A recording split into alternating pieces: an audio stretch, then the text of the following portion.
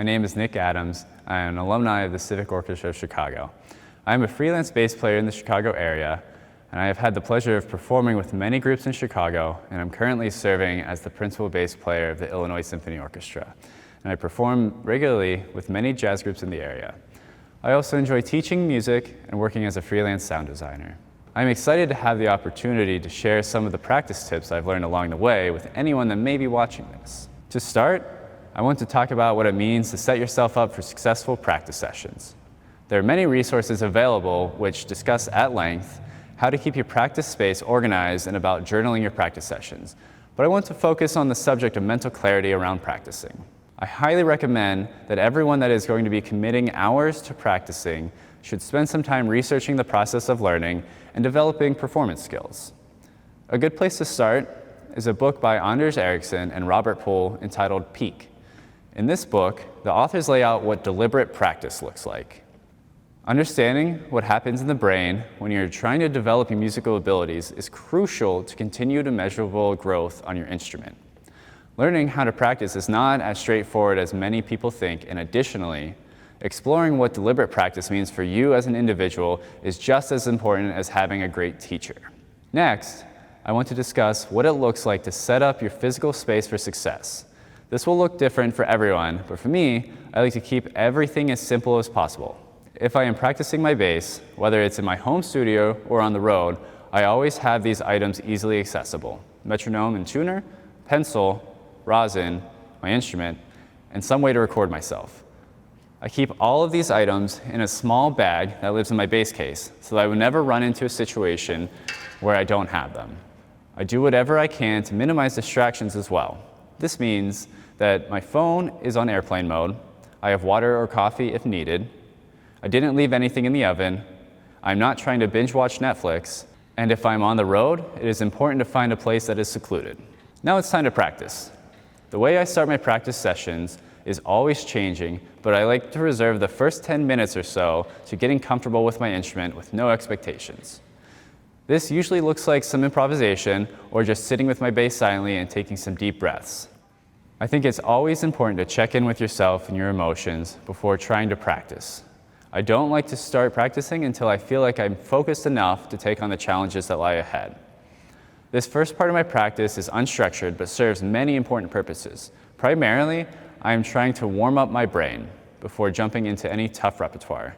During this time, I am focusing on these elements: the way my body feels, the sound of the instrument, the sound of the room, and being aware of any mental chatter that may be happening. If I don't give myself this time to acclimate to focused, deliberate practice, I might not really achieve anything of significance during this practice session. The rest of my warm-up changes day to day based on what I'm working towards, whether it's an audition, a performance, composing, or learning new repertoire. Rather than focusing on specific exercises that may end up running on autopilot, I try to focus on musical fundamentals. That means I am trying to work specifically on tone production, time and feel, intonation, and style. I'm always trying to think less like being a bass player and more like being a musician. I will typically spend most of my warm-up time doing long tones up and down the instrument in different variations. Here are some of the examples of long tone exercises I do. The first one, I'm trying to make a loud attack and sustain a quiet tone afterwards.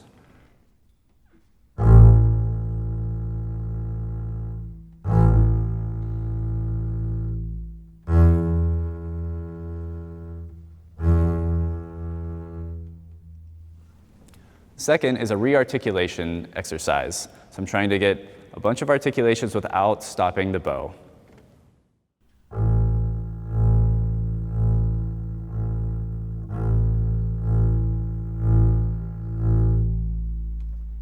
And the last one is kind of an all-encompassing exercise. It's a slow motion string crossing exercise. I'm going to be covering long tones, string crossing, and some technical aspects of using a bow on the bass.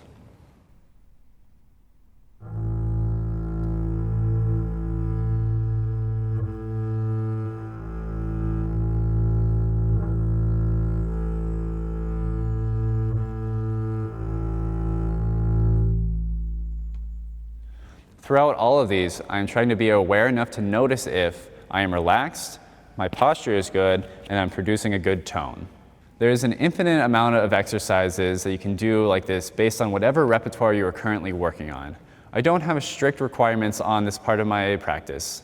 Again, it's all about keeping it simple. If I can only focus on one exercise, but I feel like I made a ton of progress with it, then I'd consider that a successful warm-up. I used to force myself to play through an hour and a half of warm-ups daily, but I realized that at a certain point, I was running on autopilot, and I wasn't really accomplishing much. At this point, I hadn't spent the time learning to practice, and I wasn't listening to my body. Because of this, I wasn't really progressing at the rate that I should have been. Instead of being tuned into the process, I thought that if I did the time, I would just get better, and that's not really how progress works. But as with everything with music, it's all a learning process, and I'm always interested in auditing my practice routine to ensure that I'm moving towards my goals.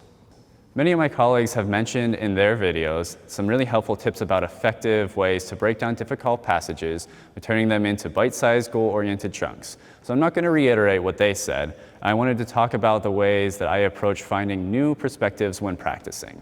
If I'm feeling particularly uninspired with a passage, I try to employ a method acting element into my practice. This may sound a bit strange at first, but bear with me. For instance, if I am practicing the Mahler 1 bass solo,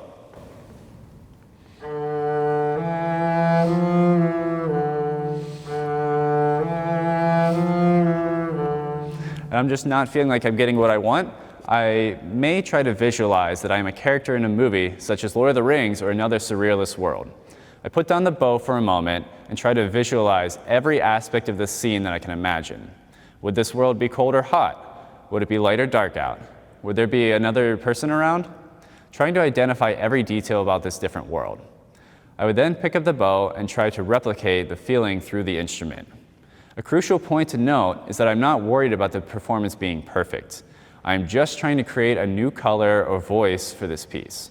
We could take this in another direction and try to visualize what it would sound like if this had been written in a different style or even in a different key. For instance, what if Jimi Hendrix was to try and play this in the key of A minor instead of D minor? What would that sound like?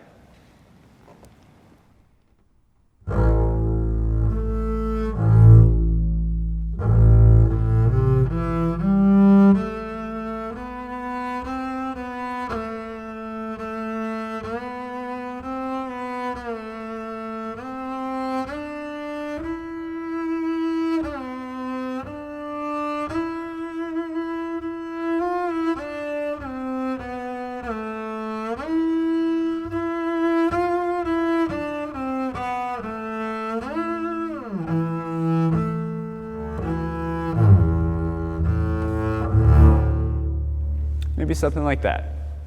Of course, we would never play like this on the stage or in an audition, but the point is to push our comfort zone and develop familiarity with new musical ideas. For me, the more I learn about my instrument and music, the more I learn about myself, expression, and life. I feel like the parallels between the two should be highlighted as much as possible. The reason I bring this up is because I think we can all learn so much more about music just from being aware of our day-to-day lives. For instance, noticing how one moves their body during mundane activities throughout the day can give great insights into the technical side of playing an instrument. I noticed at one point that my left hand, I'm left-handed, would cramp a lot when I had to write anything longer than a short note. I spent some time just trying to notice what happened at the point that my hand started cramping and brought some attention to it. Merely noticing this alleviated the tension and allowed me to write longer without having cramps in my hand. This insight translated directly to some difficulty I was having with fast passage work on the bass. Learning to bring my attention to my left hand fixed the tension problem, just like turning on a light in a dark room makes it easier to see. Another example of this is something I noticed when I would sit at a computer. I noticed that I would hunch forward while trying to focus in on something, allowing myself to develop a bad habit of compromising my posture. A simple reminder to pay attention to my posture during this activity fixed the problem. And again, this process is easily duplicated on the bass. The limits of this are truly endless, but had I not had a vested interest in improving my bass playing, I may have never improved my day-to-day posture. Try noticing if there are things that you do every day that can be made easier with a little bit of awareness. The more mindful we can be with all aspects of our instrument, the easier it is to identify what needs to be worked on in future practice sessions. I hope these tips are helpful to you, and I invite you to watch the excellent videos that my colleagues have put together. Remember to keep it simple and enjoy your practicing.